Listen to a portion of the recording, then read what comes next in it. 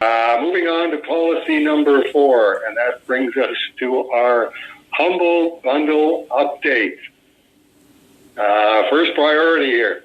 Matt, I will fax you immediately, if the check comes in by FedEx. If you don't hear from me, it hasn't come in. Please keep contacting Dallas to ask when I can expect the check by FedEx or some other non-post office overnight delivery service. We're still in the middle of a postal strike in Canada. And it's like nobody is rushing to end this postal strike because it's like maybe this is the way we have to destroy the post offices so that the private sector can take over, because this is definitely something from the Victorian era that all we're trying to do is move physical stuff around from people who send it to people who get it for a reasonable price that is not overly subsidized like the post office is. So the post office is out of the question that right now. We're in the third week of a postal strike up here. If I don't hear from you, Matt, I assume that you haven't heard from Dallas. Now I'm going to segue from that into your suggestion about should you suggest to Dallas wiring the money to the Aardvark-Vanaheim USD account. Now this gets into idiosyncratic Grandpa Dave Sim. I really distrust electronic banking. The only time I use it is when Eddie transfers the month's PayPal revenues from Cerebus downloads to the AV Canadian account. I never have a PayPal balance.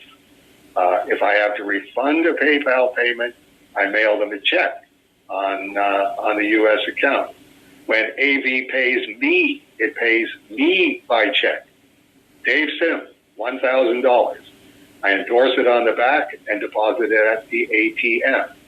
It's a physical check.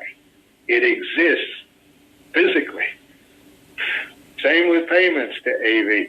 It's a physical check that I write up in triplicate in the deposit book and Rolly deposits at the bank.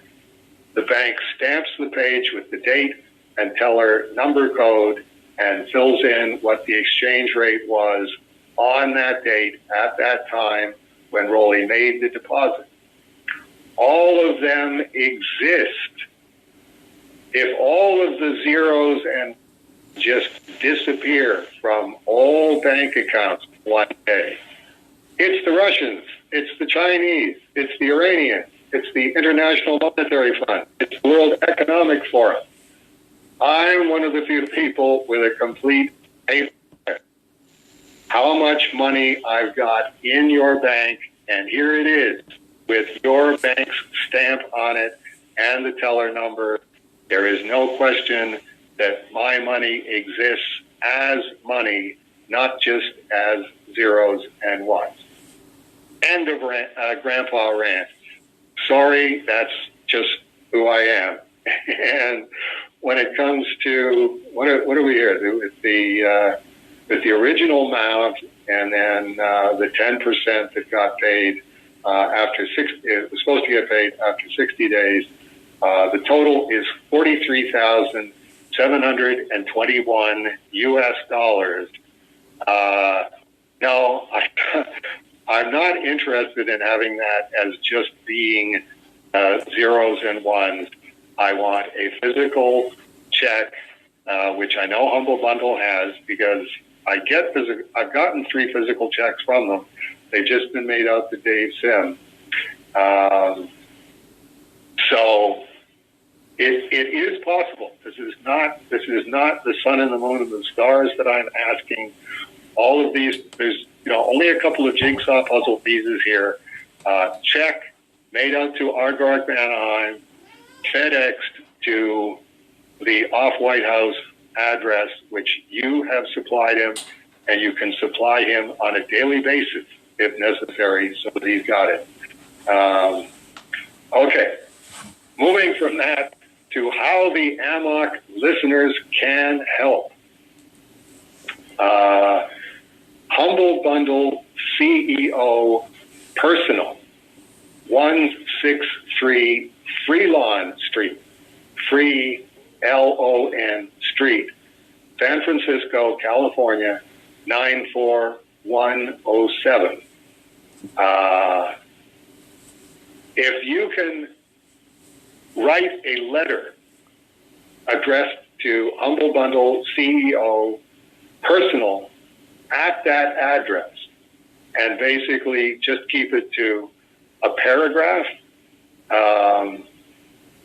very polite, like, I hope as a Cerebus fan that the $43,721 check for Aardvark-Vanaheim Incorporated will have arrived by the time you're reading this.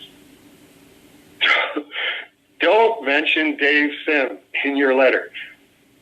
If you mention Dave Sim, they're just going to go, well, I've got to send this check to Dave Sim.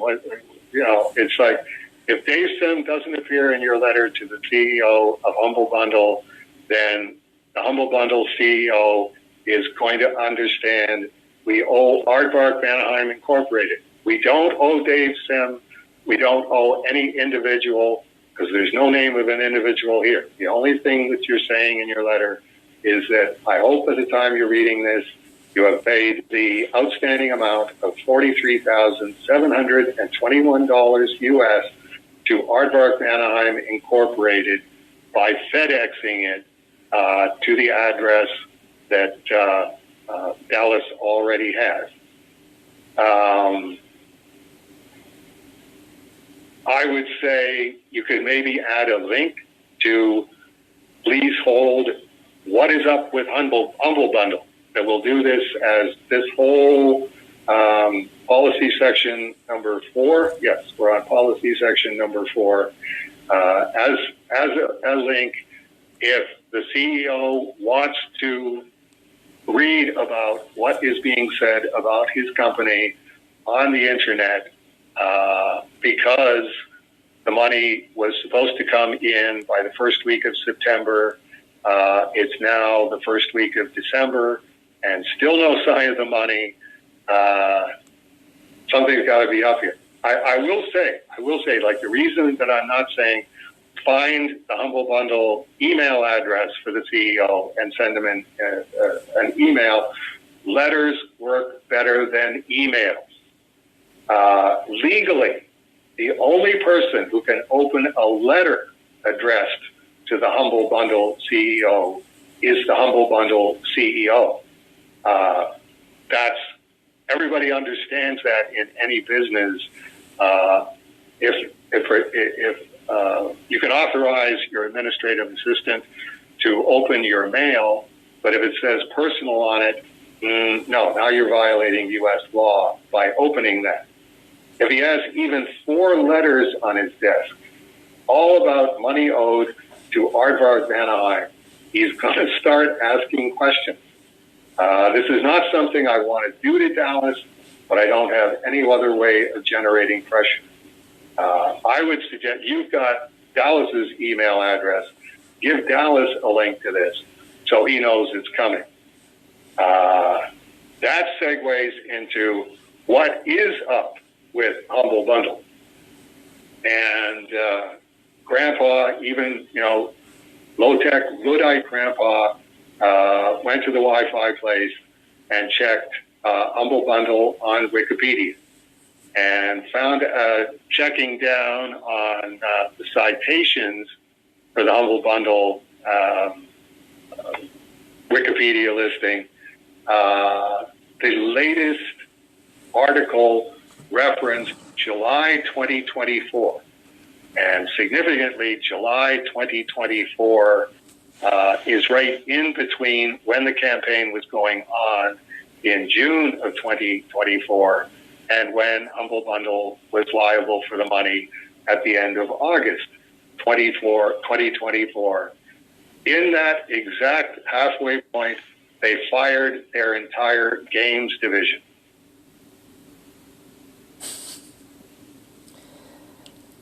reorganizing is what it said in the headline.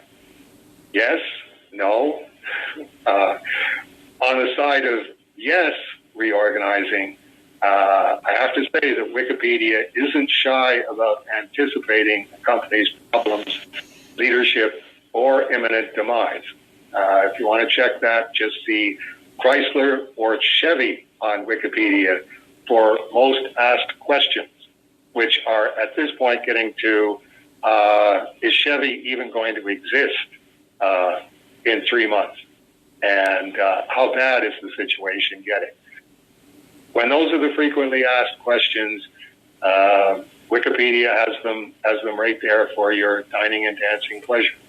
They don't have that with Humble Bundle.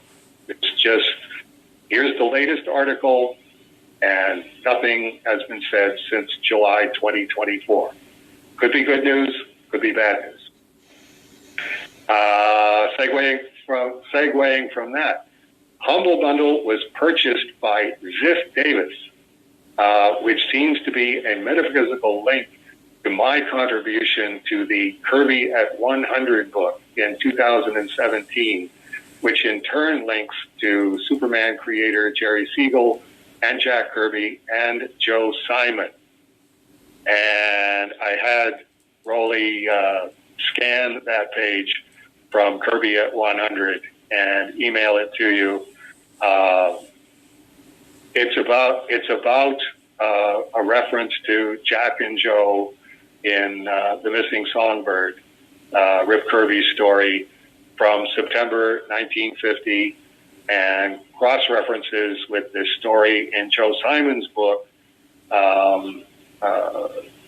about Jerry Siegel coming to the Kirby and Simon studio when Jerry Siegel was working at Ziff Davis, which I think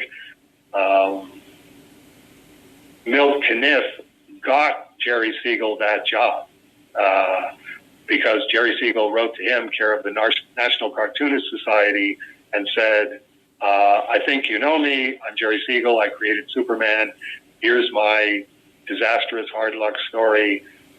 Is there something the National Cartoonist Society can do to help me?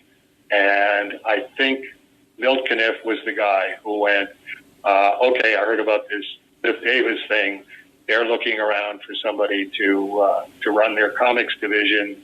I'm going to put in a good word for Jerry Siegel. That's just speculation on my speculation.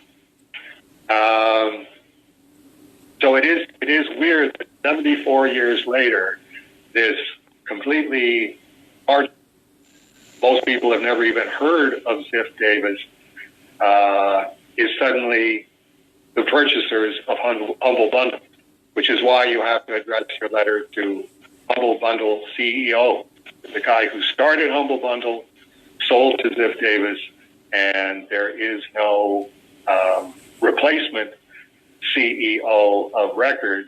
Ziff Davis is running the show at the higher upper reaches.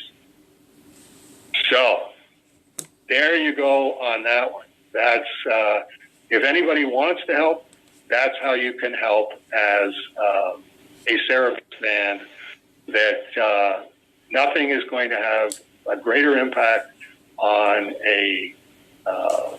as you say, the CEO of a soulless corporation than a letter arriving on his desk and then 4 letters arriving on his desk, all about the same subject, all saying, I hope that you've paid this $43,000 to Aardvark-Vanaheim Incorporated by FedEx because you owe them this money, and you've owed them this money since the beginning of September.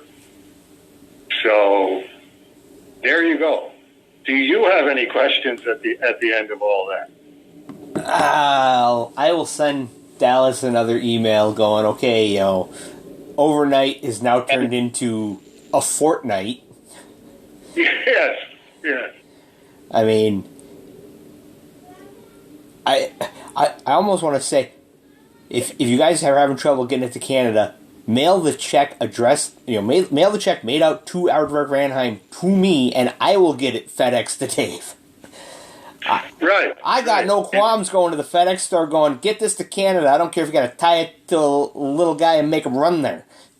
That's it. It's this is the same as trying to figure out, okay, why is this podcast thing not working? It's like we're being as patient and I think as understanding as anybody could humanly be after 3 months, and now we have to figure out something, because this is getting into otherworldly dimensions of why is this happening. This is not rocket science. This is we have a division devoted to payroll, devoted to accounting, that makes out checks when we owe them.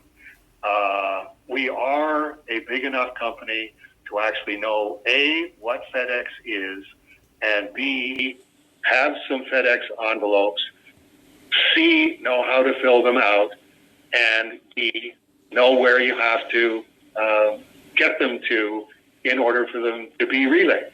So we will through smiling faces and clenched teeth, now move on to policy number 5.